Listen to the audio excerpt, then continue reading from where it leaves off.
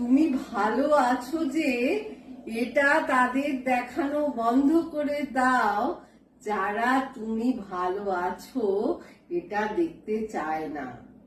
কিছু মানুষ আছে যাদের ইচ্ছে নেই, মন নেই, নজর নেই, হৃদয় নেই যে তুমি যে ভালো মানুষ সেটা বলবে বা দেখবে। কারণ তুমি তাদের জন্য যতই করো না কেন তারা কখনো তোমাকে ভালো মানুষ বলবে না।